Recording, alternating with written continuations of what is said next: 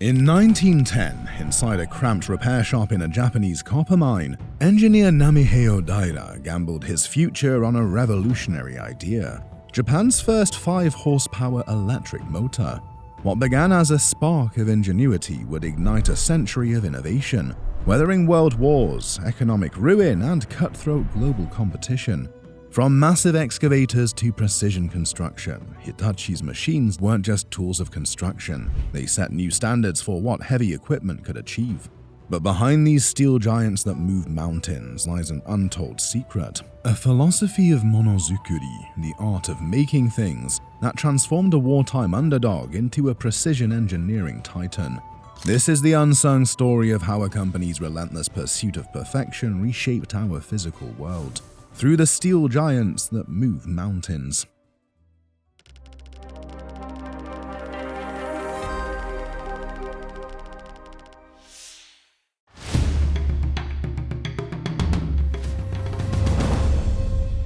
Hidden in the mountains of Ibaraki Prefecture, a modest workshop became the birthplace of a vision that would transform not just a nation, but the course of industrial history.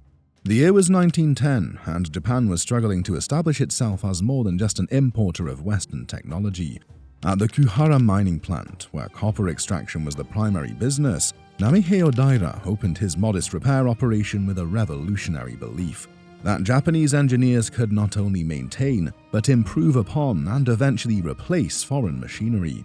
As Odaira worked diligently repairing imported equipment powering the mining operations, he observed critical shortcomings. The foreign-made machines, technologically advanced yet fundamentally misaligned with Japanese operating conditions, presented Odaira with strategic opportunities. Their design flaws became his workshop for innovation, a pathway toward liberating Japan from technological dependence on Western powers. Odaira's approach transcended mere imitation. He methodically analyzed Western designs, identifying weak points and reimagining their functionality from first principles. His 1910 breakthrough, Japan's first domestically produced 5-horsepower electric motor, delivered remarkable performance, while requiring less maintenance than its imported counterparts. This powerful motor represented more than just a new piece of equipment. It was a declaration of Japanese engineering capability during an era when such ambition was routinely dismissed abroad. Even his naming choice carried profound meaning. Hitachi combined the characters for sun and rise, embodying both national identity and industrial aspiration. This deliberate symbolism reflected Japan's broader ambition to emerge as an industrial power standing alongside Western nations rather than beneath them. The Kuhara copper mine served as the perfect crucible for proving domestic manufacturing potential. Mining operations demanded equipment that could withstand harsh conditions, precisely the challenge needed to demonstrate that Japanese engineering could meet and exceed international standards. With each repair, Odaira transformed theoretical knowledge into practical improvements, turning mechanical failures into refined engineering solutions. Like a metallurgist extracting pure gold from raw ore. By 1920, what had begun as a repair shop had evolved into an independent company. Hitachi's expansion beyond mining equipment into heavy electrical machinery positioned it at the center of Japan's accelerating industrialization. While foreign manufacturers still dominated global markets, Hitachi built the expertise and production capabilities that would eventually challenge their supremacy. The 1924 unveiling of Japan's first large-scale direct current locomotives marked a defining moment in this journey. These powerful machines featured innovations addressing uniquely Japanese railway challenges. For a nation whose modernization strategy relied heavily on railway networks, these domestically engineered locomotives represented a pivotal step toward technological independence. Throughout the following decade, Hitachi's expertise expanded strategically into metallurgy and communications equipment, demonstrating adaptability to emerging technologies. This diversification followed Odaira's founding philosophy: innovation through self-reliance and fundamental engineering principles rather than superficial adaptation. As Japan's ambitions grew in the 1930s, Hitachi's industrial capabilities became increasingly vital to national infrastructure. The company's heavy machinery constructed dams, factories, and transportation networks, transforming Japan's physical and industrial landscape. Though approaching war would soon redirect these capabilities toward military production, The foundation Odaira established, engineering excellence, domestic manufacturing capability, and technological innovation had already fundamentally transformed Japan's industrial identity. But as Hitachi's machines transformed Japan's landscape, a storm was gathering, one that would soon engulf the nation and challenge everything Odaira had built.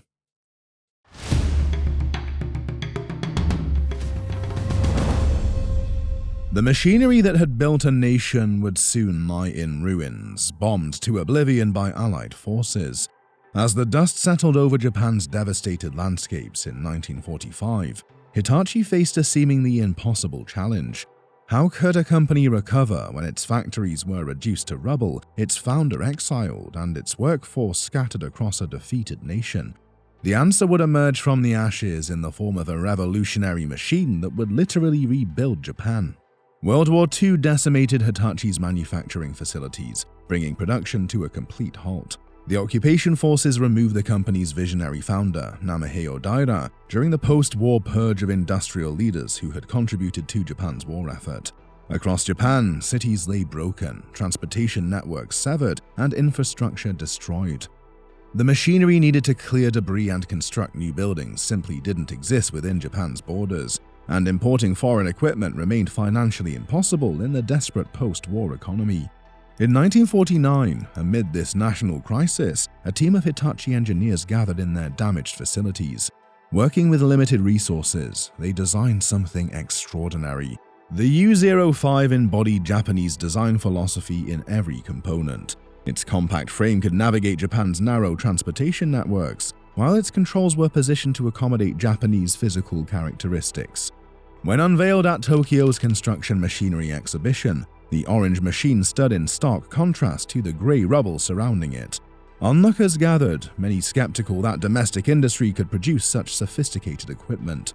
But when the demonstration began and the massive shovel's bucket bit into the earth with precision and power, the crowd erupted in applause, witnessing not just a machine, but Japan's industrial resurgence in metal form. Building on this success, Hitachi began mass production of the improved U06 model in 1950. The machine earned its reputation as the shovel that could do it all through remarkable adaptability. Its ingenious design allowed for various attachments, backhoes, cranes, and draglines, transforming a single machine into a multifunctional workhorse capable of tackling diverse construction challenges during a time when resources remained scarce and efficiency paramount. These mechanical giants soon appeared at construction sites throughout Japan.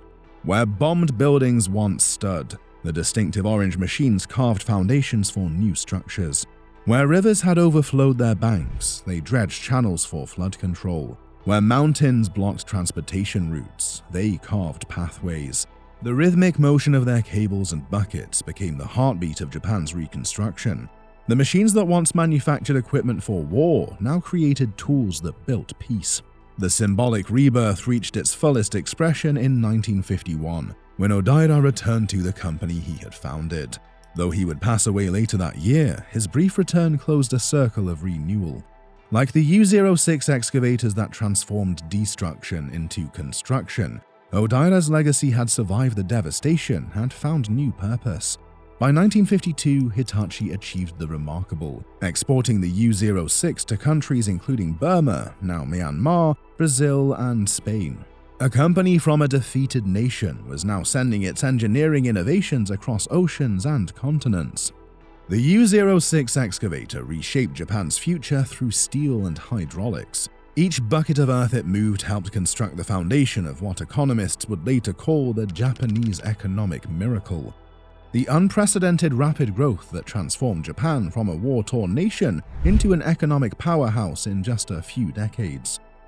As Hitachi's excavators began to reshape landscapes beyond Japan's borders, the company stood on the brink of a new era, one where its technological prowess would be tested against the world's best.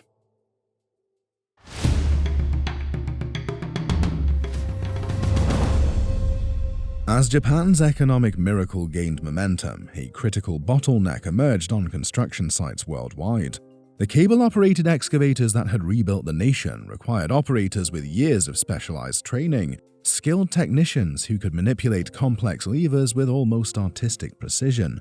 What if these powerful machines could be controlled not through mechanical cables, but through the gentle pressure of hydraulic fluid? The answer would democratize construction technology and forever change how humanity shapes its world. In 1965, while Europe had already been using hydraulic excavators for nearly 2 decades, Hitachi engineers unveiled something extraordinary: the UH-03. This wasn't merely Japan's entry into hydraulic technology, it was a complete reimagining of it. Unlike European manufacturers who relied on foreign expertise, Hitachi developed this excavator entirely with Japanese technology, marking a pivotal moment in the nation's industrial independence. The UH-03's groundbreaking 2-pump, 2-valve system transformed excavator capabilities. Similar to how a conductor directs multiple orchestra sections simultaneously, this dual-pump approach allowed operators to perform multiple functions at once, swinging the upper structure while raising the boom and curling the bucket in one fluid motion. Competitors' single-pump designs couldn't match this synchronized performance, which dramatically improved both efficiency and precision on time-sensitive job sites. The most profound impact came in accessibility. Cable excavators created an elite class of operators with years of specialized training, but the UH-03's intuitive hydraulic controls changed everything. Construction companies could now train new operators in weeks rather than years, opening doors to a broader workforce, just as Japan's construction boom demanded more skilled workers than ever before. This democratization of operation accelerated development across the nation at precisely the right moment. The UH-03's success launched a period of rapid innovation at Hitachi. Throughout the late 1960s and early 1970s, the company expanded its hydraulic excavator lineup with remarkable speed. The compact UH-02 brought hydraulic precision to confined urban construction. The progressively larger UH-06, UH-07, and UH-09 tackled increasingly ambitious projects. Each machine built upon its predecessor, refining the hydraulic technology that had become Hitachi's signature innovation. In 1973, Hitachi unveiled the machine that would cement its global reputation, the UH-20. This 53-ton giant featured a massive 4.5 cubic meter bucket and twin Isuzu E126-cylinder engines generating 300 combined horsepower.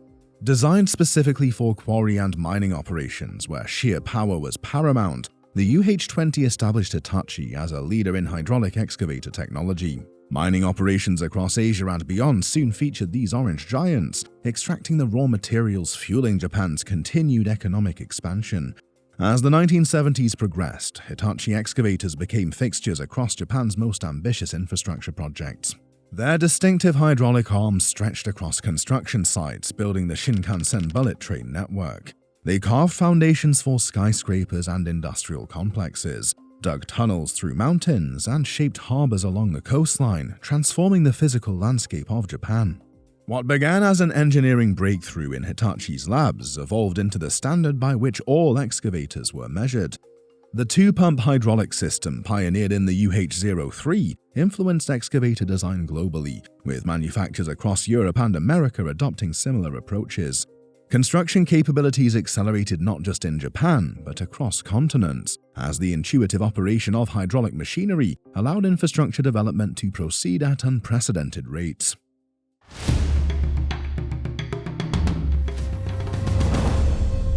The orange excavators had revolutionized construction sites across Japan, but beyond its shores, a different reality existed. While Hitachi's hydraulic technology had proven itself superior, the global construction equipment landscape remained dominated by established Western brands, whose machines had moved Earth for generations.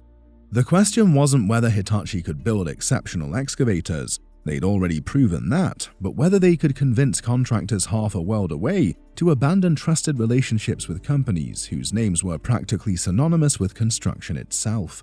By the early 1980s, Hitachi's international expansion faced formidable barriers. Western construction markets operated through deeply entrenched dealer networks built on decades of trust, parts availability, and service reliability. Their innovative machines remained unfamiliar to contractors who had grown up seeing yellow, green, and white equipment dominating job sites. Hitachi addressed this challenge systematically, establishing Hitachi Europe Limited in 1982 to create a responsive local presence. This European foothold built upon their earlier commitment when they had established European headquarters in the Netherlands in 1972, providing contractors with the immediate support and understanding of regional construction practices they demanded. The transformative breakthrough came in 1983 through Hitachi's strategic partnership with American agricultural equipment giant John Deere. Initially a modest supply agreement, this collaboration rapidly evolved into 3 joint manufacturing ventures that reshaped both companies' global reach. The partnership's centerpiece emerged in 1988 with the Deere-Hitachi Construction Corporation's manufacturing plant in Kernsville, North Carolina. This facility produced excavators in both Hitachi Orange and Deere Green, giving Hitachi immediate access to John Deere's extensive North American dealer network. For contractors, this meant reliable parts availability and service support from familiar local dealers, breaking down the hesitation to adopt Japanese equipment. While securing distribution channels, Hitachi leveraged a unique advantage: their expertise in semiconductor technology. They pioneered electronic control systems for excavators that transformed them from purely mechanical devices into sophisticated machines with electronic brains. These computerized systems improved fuel efficiency dramatically while providing operators unprecedented precision. Where conventional hydraulic controls might behave inconsistently across different operating conditions, Hitachi's computer-regulated hydraulics maintained optimal performance, establishing a technological advantage competitors struggled to match. Throughout the 1990s, Hitachi construction machinery expanded beyond excavators into wheel loaders and mining dump trucks, creating comprehensive equipment solutions for infrastructure projects worldwide.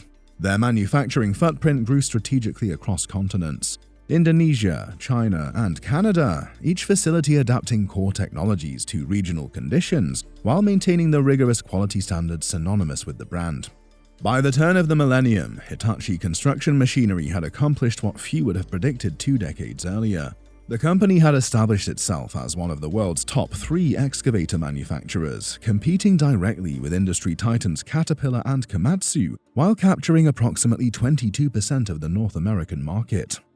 The distinctive orange excavators that had once seemed foreign curiosities had become familiar sights on construction sites across 6 continents, with international operations eventually accounting for over 60% of the company's total revenue.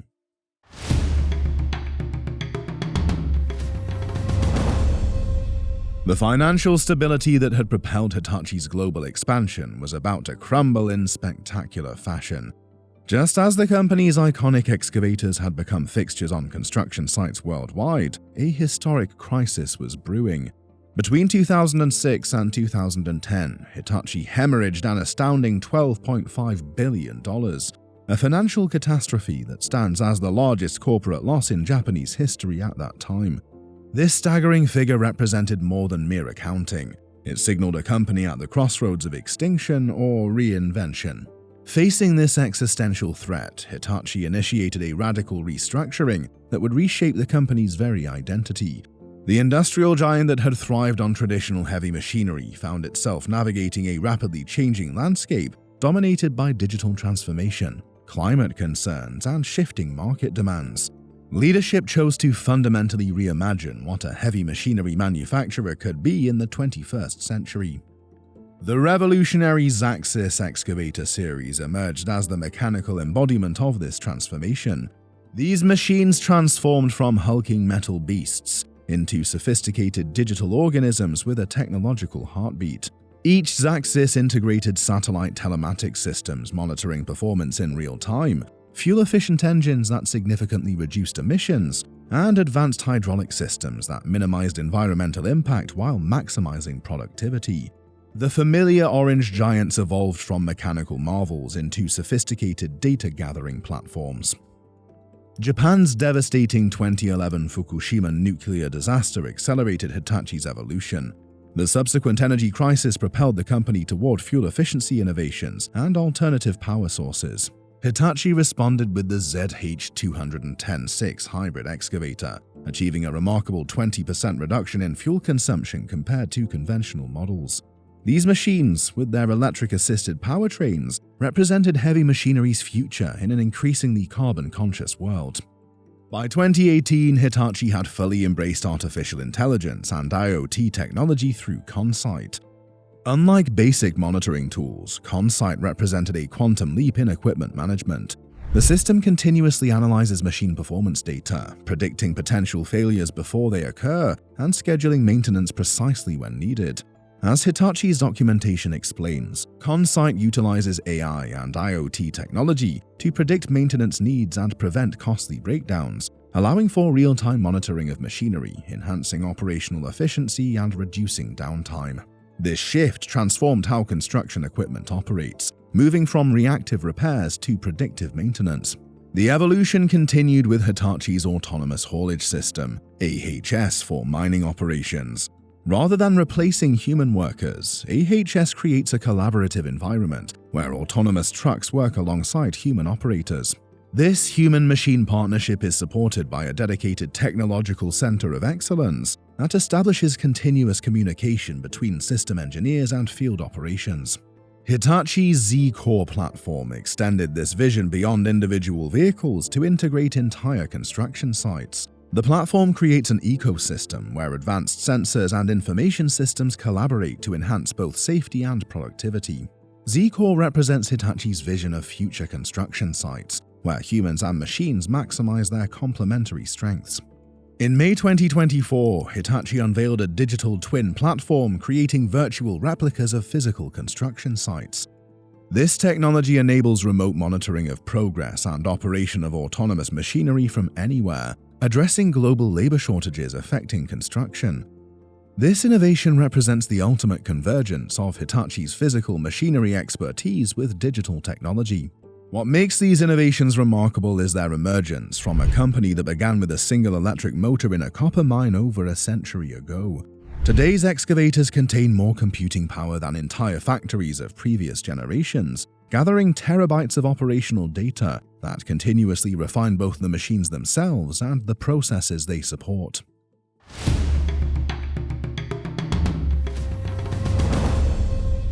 With over a century of history behind it, Hitachi has cemented itself as one of the world's most iconic companies. But what does leadership look like for a conglomerate of this scale in the modern era? The answer lies in its ability to blend tradition with innovation. At the helm of Hitachi in the 2020s was Toshiaki Higashihara, a leader known for his forward-thinking vision. He served as the president and CEO before becoming the executive chairman in 2022. Under his guidance, the company adopted a customer-centric approach, emphasizing collaboration and co-creation with clients. This was a departure from the top-down strategy of the past, reflecting a broader cultural shift within Hitachi. One of Toshiaki's most ambitious initiatives was the Hitachi Growth Strategy 2030, which outlined the company's plans to double its revenue from digital solutions while reducing its reliance on traditional manufacturing.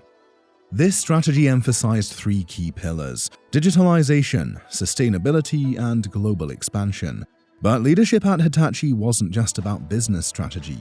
It was also about culture. The company placed a renewed focus on diversity and inclusion, recognizing that its global workforce was one of its greatest assets. From launching programs to support women in STEM fields to implementing policies that promoted work-life balance, Hitachi sought to create an environment where innovation could thrive. Yet even as Hitachi looked to the future, it remained deeply connected to its roots. The company continued to honor the legacy of its founder, Namiheo Daira, through initiatives like the Hitachi Foundation, which funded educational and social programs around the world. This blend of old and new defined Hitachi's identity in the modern era. Hitachi construction machinery has come a long way from that 5-horsepower electric motor built in 1910. Today, the company is pushing forward with innovations in autonomous construction equipment, AI-powered machine control, and electric excavators designed for a low-carbon future. But some things haven't changed. For over a century, Hitachi's machines have done more than just move Earth. They've built the world we live in. From war-torn rubble to modern megacities, their unmistakable orange steel has shaped skylines, highways, and industries. For those who've spent a lifetime in construction, mining, or excavation, the legacy of Hitachi isn't just about innovation. It's about machines that show up, get the job done, and last for generations.